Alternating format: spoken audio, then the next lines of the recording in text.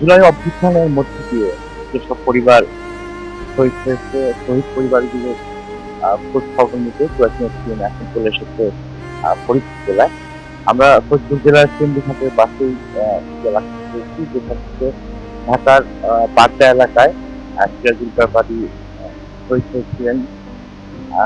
মর্মান্তিক এই কারণে, কারণ ৪ জন মিলে একজনকে আসলে টার্গেট করেছিল। ৪ জন পুলিশের গুলিতে ঝাঁঝরা হয়ে গেছিল সিরাজুল ব্যাপারীর শরীরটি।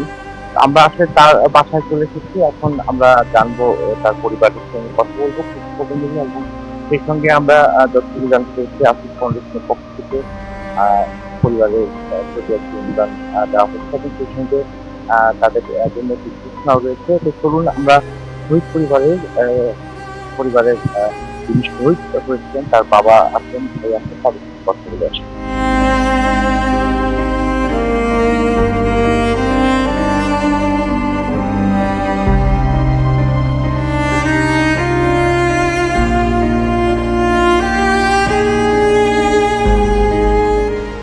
আমাদের কাছে ফোন আসছে, খরচ কিছুদিন পাঠাচ্ছে, ফোন আসলো ওই যে কে কইজান মুখ সিরাজুল্লাহ কি হয় আপনার, সিরাজুল্লাহ আমার ছোট ভাই, তো ওর যে গুলি লাগছে,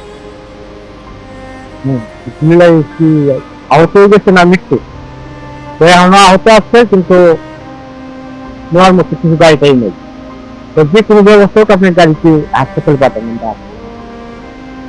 যাইতে পারিনি সকালে, পরে আবার ফোন আসছে, সাতটা ফোন ছিল মৃত্যু।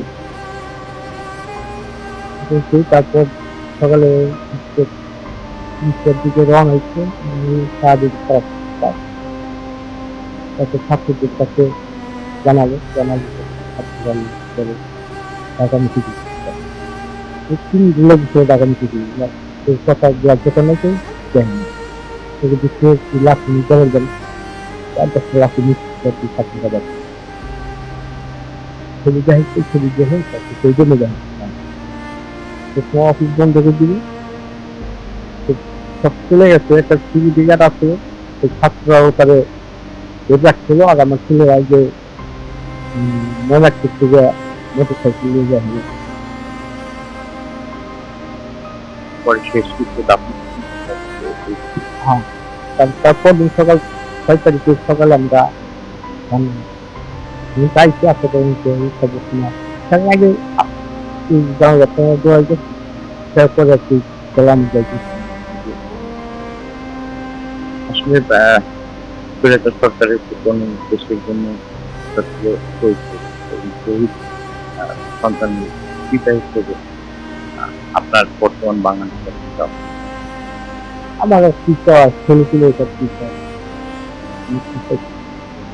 আমরা যে আওয়ামী লীগের শেখ হাসিনা যে অর্ডার যে গুলি করতে সেইটা করতে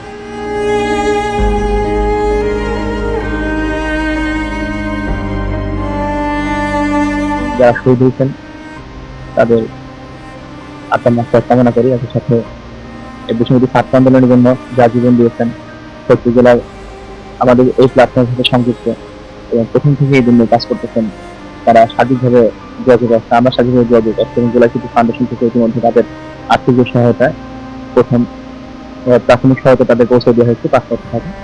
তার পরবর্তী তার যে কোনো সমস্যার জন্য আমাদের সাথে যোগাযোগ তাদের করতে বলা হয়েছে এবং আমরা নিজেরাও মাঝে মাঝে বিভিন্ন ব্যক্তি নিজের দিকে অর্থনীতি না আগে আসে তাদের এখানে নিয়ে আসি, পরিচয় করে, তারা নিজে আসে কথা বলে যে তাদের কাছে ভালো লাগে, তাদের খোঁজ খবর রাখি এবং আমরা আমাদের পক্ষ থেকে সার্বিকভাবে চেষ্টা করতেছি এই যে শহীদ পরিবারগুলো তাদের আসলে যে ক্ষতি সেটা তো আমরা পোষা দিতে পারবো না, তো তাদের সাথে যোগাযোগ রেখে তাদের সাথে পারস্পরিক সম্পর্ক বজায় রেখে তাদের যে একটা একাকিত্ব বোধ বা তাদের যে একটা অভাব সেটা সম্পর্কে যেন একটু বুঝাইতে পারি। আর আমাদের পক্ষ থেকে পরবর্তী জেলা সিটি ফাউন্ডেশনের যে নির্দেশনা আসবে আমরা খুব দ্রুত ভিত্তিতেই তাদের কাছে পৌঁছাবো এবং তাদের সার্বিকভাবে আমাদের বৈষ্ণবী ছাত্রগণ ফরিদপুর জেলার প্রাথমিক থেকে সর্বদা যোগাযোগ রাখবে। আর্থিক ফাউন্ডেশন ফাউন্ডার মুক্তিযুদ্ধ মানবতার সংগ্রাম সবার জন্য সবার পাশে ভবিষ্যতের অভিযাত্রায় কল্যাণের সব এমন থিম এবং স্লোগানকে সামনে রেখে সামাজিক এবং অরাজনৈতিক দিকের সঙ্গে অলাভজনক নিজেদের আত্মপ্রকাশ করেছেন এবং সংগঠন। তো তাদের প্রথম যে উদ্যোগ সেই উদ্যোগকে স্বাগত জানিয়েছে ফরিদপুরবাসী এবং তারা প্রত্যেকেই শহীদ পরিবার জুলাই গণহত্যার শহীদ পরিবারদের আহ, খোঁজ খবর নিয়েছেন এবং তাদের অনুদানে দিয়েছেন এবং তাদের জন্য ঘোষণা থাকছে। তো এই ব্যাপারে বিস্তারিত আসলে জানবো ফাউন্ডেশনের প্রতিনিধির সঙ্গে। শহীদ পরিবারের পক্ষ থেকে আসলে শহীদ পরিবারের প্রতি ফাউন্ডেশনের পক্ষ থেকে আপনাদের আমি যে প্রতিগত বিগত 5 আগস্ট গণঅভ্যুত্থানের মাধ্যমে হয়েছে এবং গণঅভ্যুত্থান যে প্রেসিডেন্ট নিহত হয়েছে তার মধ্যে আমাদের পরস্পরের নিহত আছে। এবং সেক্ষেত্রে আমাদের যে আসিফ ফাউন্ডেশনের কর্ণধার মুক্তিযুদ্ধ মন্ত্রী সে নিজেও একটা আন্দোলনের সহযোদ্ধা হিসাবে গুরুত্বপূর্ণ ভূমিকা পালন করেছে অস্ট্রেলিয়া আন্দোলন গড়ে ওঠে। এবং সেক্ষেত্রে তিনি সবার আগেই দাঁড়িয়েছেন একটা শহীদ পরিবারদের জন্য। সেক্ষেত্রে প্রথম হিসাবে সেক্ষেত্রে শহীদ পরিবারদের জন্য তাকে সম্মান আসলে আমি অনুদান এটা বলবো না, বলবো তাদের সম্মান এবং তার সহযোদ্ধা হিসাবে তাদের পাশে দাঁড়ানোর জন্য কিছু উপহার পাঠিয়েছে। এবং সেক্ষেত্রে এবং তার আরেকটা সে ঘোষণা দিয়েছেন, সে ঘোষণা হলো শহীদ পরিবারের থেকে কর্মস্থলী এবং শহীদ পরিবারের বাবা মা বা তার তার ছেলে সন্তানকে দেখার জন্য পরিবারের একজন কর্মস্থলী ব্যক্তিকে সে বাইরে দিবে বিদেশে নেওয়ার জন্য চেষ্টা করবে। সেক্ষেত্রে আমরা তার কাছ থেকে আগে যে নাম ঠিকানা এবং তার অভ্যাস তালিকা এনআইডি কার্ড নিচ্ছি, তাতে প্রতিদিন করে আমরা তাদের একটা ভারতীয় জীবনযাত্রার নতুন দিয়ে আপনাদের এখন যে প্রায় আর্থিক বিপদ আমাদের সামনে খুবই শহীদ পরিবার না, আমাদের আরো আমাদের ক্ষেত্রে মানুষ তাদের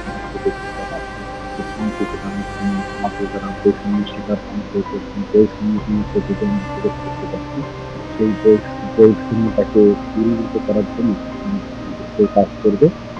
আর সেক্ষেত্রে সে সামনে থেকেই এই কাজগুলোকে নতুন বাংলাদেশ তিনি নিয়ম কাজটি